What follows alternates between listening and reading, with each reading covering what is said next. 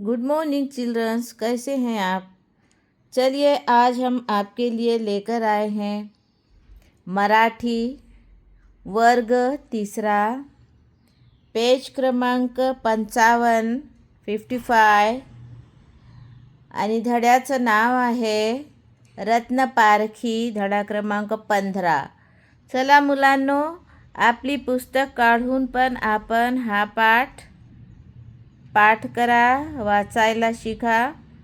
मी तुम्हाला शिकवते, एक एक अक्षर तुम्ही माझ्या मागे म्हणा आणि आपला पाठ वाचायला शिका। तर चला मग आपण जाऊया पेज क्रमांक 55 आणि धडा क्रमांक 15, रत्नपारखी। चला,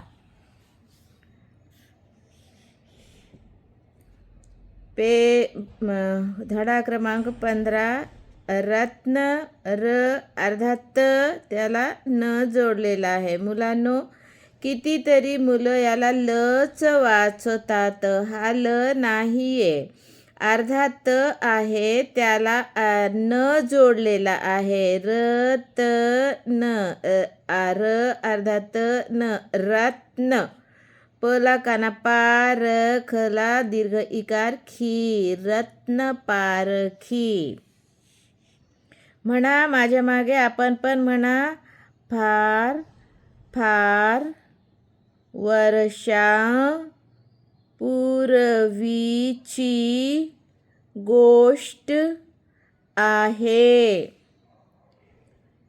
रामपूर गावात एक व्यापारी राहत होता।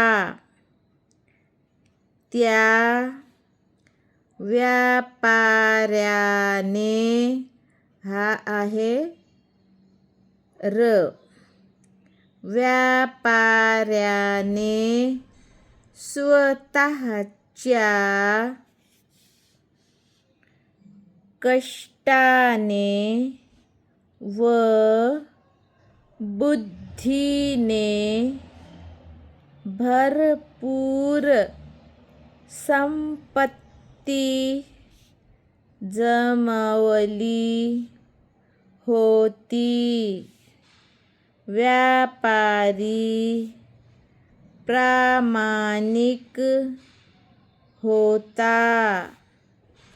त्याचा मुलगा मात्र कामचुकार व आळशी होता। काही दिवसानंतर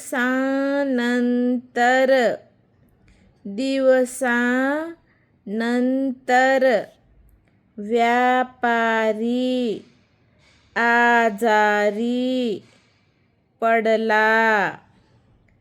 चांगल्या वैद्यांकडे जाऊन त्याने औषधोपचार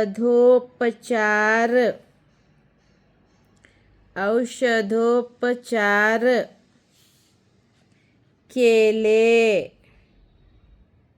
भरपूर पैसाही खर्च केला। एके दिवशी व्यापाऱ्याची तब्येत फारच बिघडली। व्यापाऱ्याला एकच चिंता होती की माझ्या मृत्यूनंतर माझा आळशी मुलगा घर कसे चालवेल त्याने मुलाला जवळ बोलावले. त्याला एक मौल्यवान रत्न दिले आणि सांगितले, बाळ, हे रत्न फार किमती आहे. माझ्या मित्राचं घनश्यामचं सराफाचं दुकान आहे. हे रत्न माझ्या मृत्यूनंतर त्यांना विकायचं. आलेल्या पैशांतून घरखर्च करायचा. मुलाने वडिलांकडून मिळालेले रत्न घरात सुरक्षित ठिकाणी ठेवले. दुसऱ्या दिवशी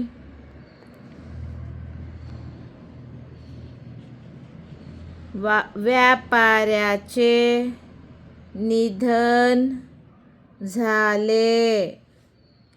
काही दिवसानंतर शिलकीतील पैसे संपले. आता घरखर्च कसा करायचा हा प्रश्न व्यापाऱ्याच्या मुलासमोर उभा राहिला.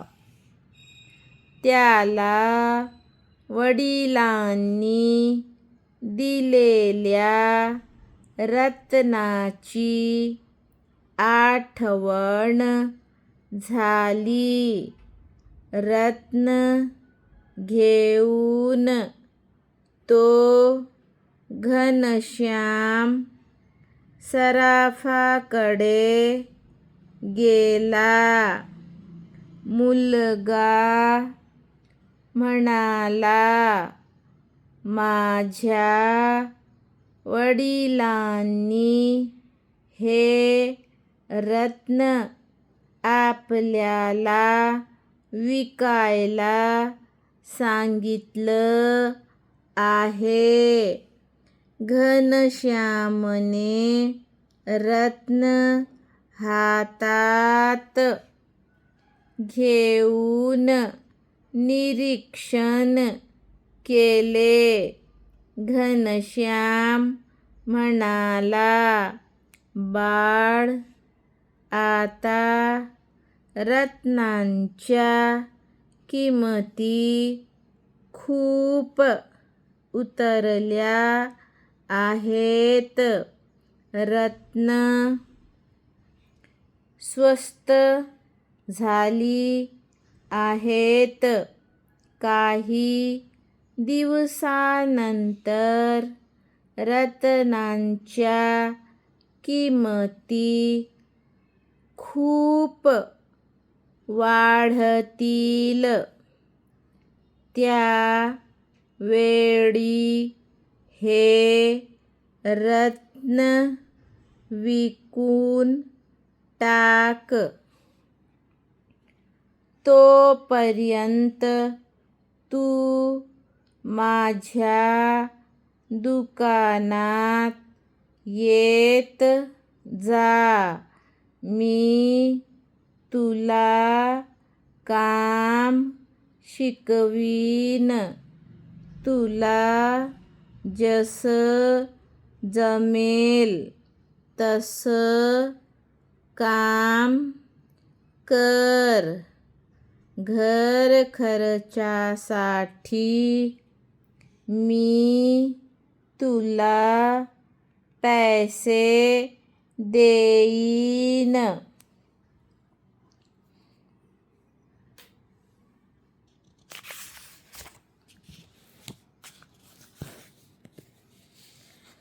व्यापाऱ्याच्या मुलाला घनश्यामचा सल्ला योग्य वाटला. तो रोज दुकानात जाऊ लागला. दुकानातील कामकाजात त्याला आवड निर्माण झाली. त्याला सोन्या चांदीचे भाव तसेच त्यांचे चढ उतार समजू लागले.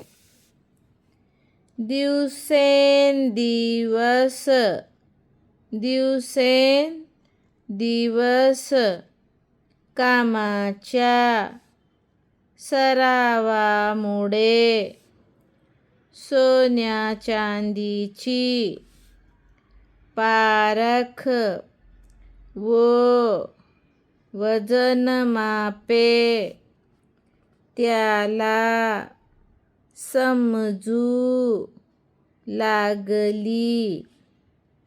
एवढेच नव्हे तर त्याला रत्नांचे प्रकार, त्यांच्या किमती, खरे खोटेपणा याबाबत आवश्यक ज्ञान चांगल्या प्रकारे मिळाले. घनश्यामने व्यापाऱ्याच्या मुलाला धंद्यातील बारकावे शिकवले. त्यात तो इतका तरबेज झाला की रत्नांची पारख त्याला होऊ लागली. तसेच तो किमतींचा अंदाज करू लागला.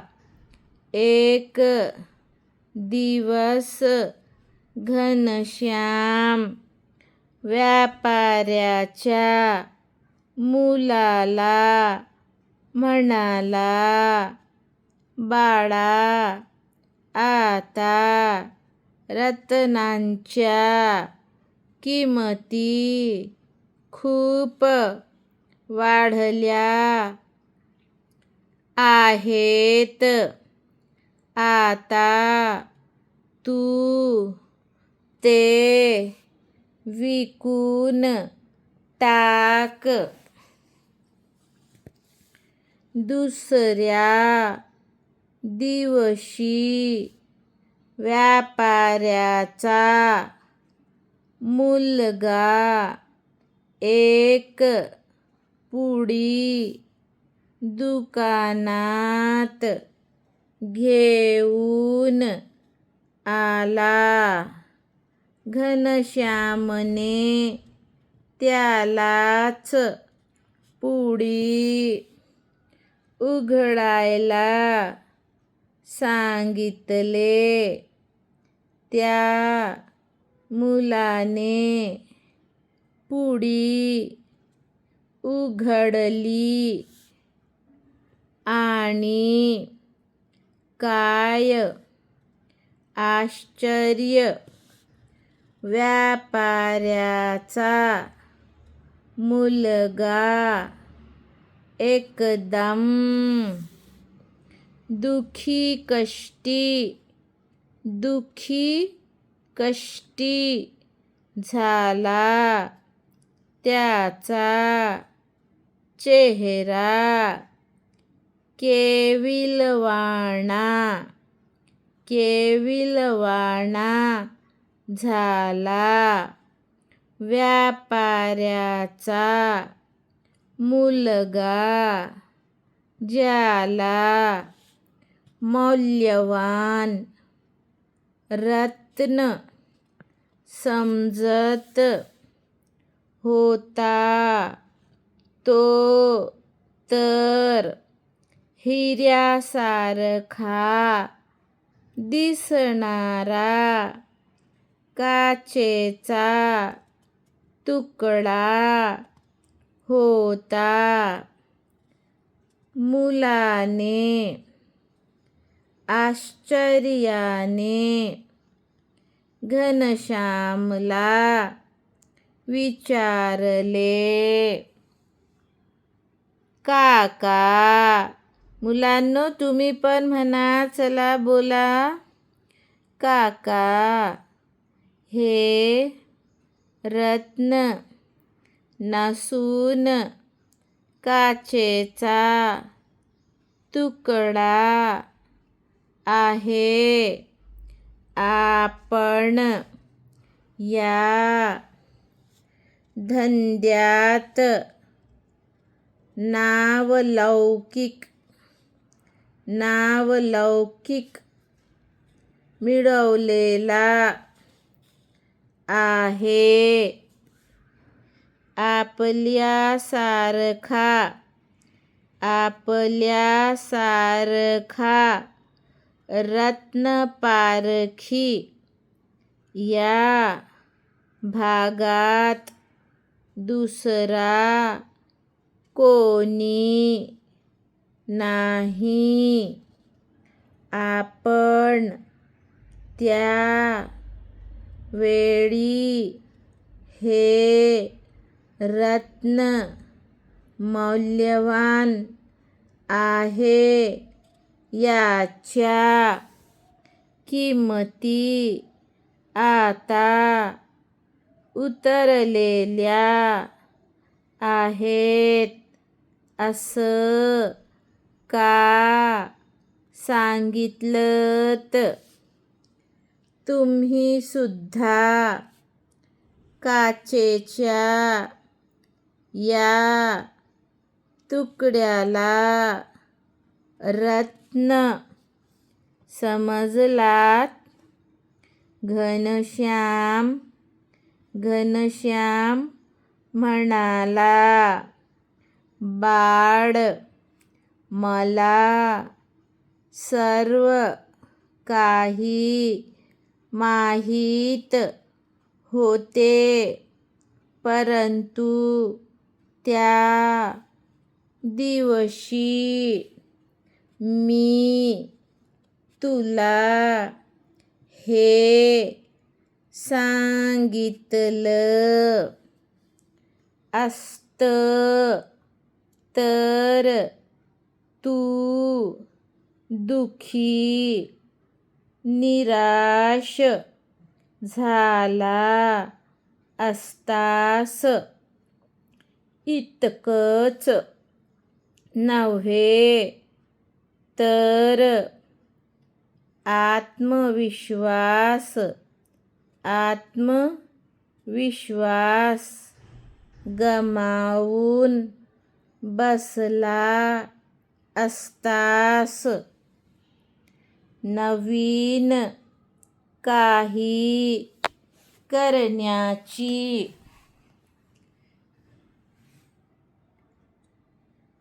उमेद राहिली नसती.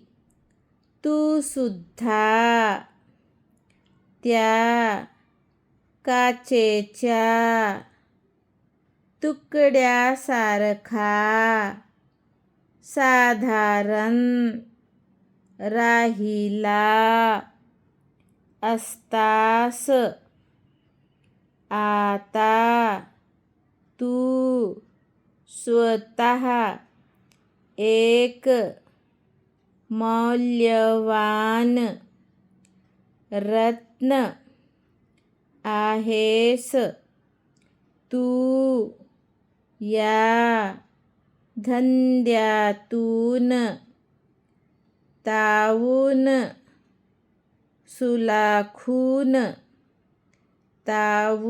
सुलाखून निघाला आहेस. त्यामुळे कितीतरी रत्नांची खरेदी विक्री तू करू शकशील. कारण तुझ्याजवळ आता या धंद्यातल्या अनुभवांची शिदोरी आहे. कोणतंही काम आवडीनं केलं तर ते काम चांगलं होतं. घनश्यामचे सर्व बोलणे ऐकल्यावर व्यापाऱ्याच्या मुलाने त्याच्या पायावर लोटांगण घातले. त्याला गहिवरून आले. त्याच्या डोळ्यांच्या कडा ओल्या झाल्या. त्याच्या गालांवरून अश्रू ओघळू लागले. ते अश्रू प्रेमाचे, उपकाराचे, आनंदाचे आणि जाणीवेचे होते. खरोखर घनश्यामने व्यापाऱ्याच्या मुलाला एक मौल्यवान रत्न बनवले. कारण ते स्वतः रत्नपारखी होते.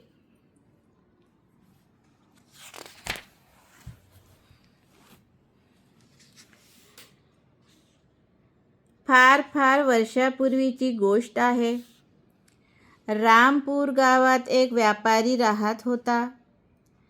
त्या व्यापाऱ्याने स्वतःच्या कष्टाने व बुद्धीने भरपूर संपत्ती जमवली होती.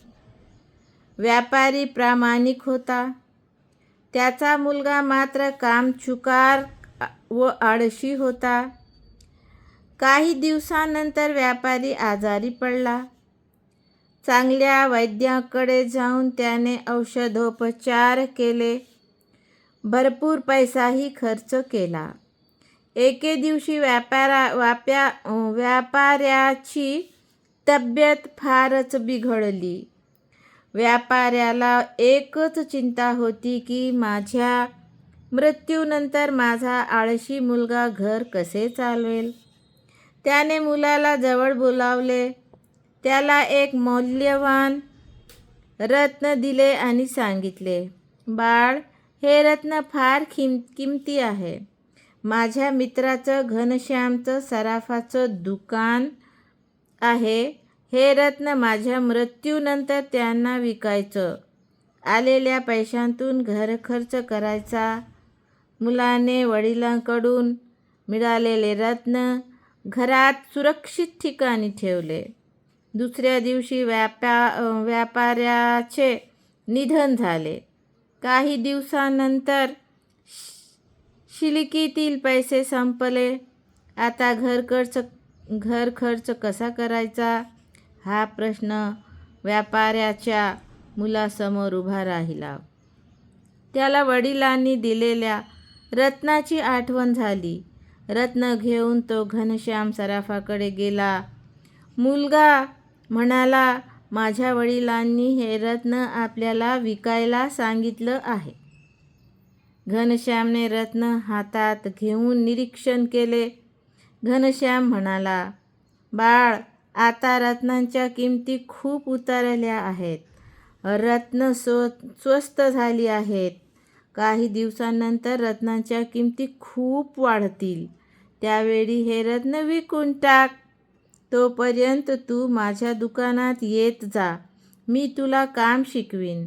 तुला जसं जमेल तसे काम कर. घर खर्चासाठी मी तुला पैसे देईन. तर मुलांनो, अशा प्रकारे एक एक वाक्य वाचणे शिका आणि भेटूया पुढच्या भागात पुढचा व्हिडिओ घेऊन. बाय.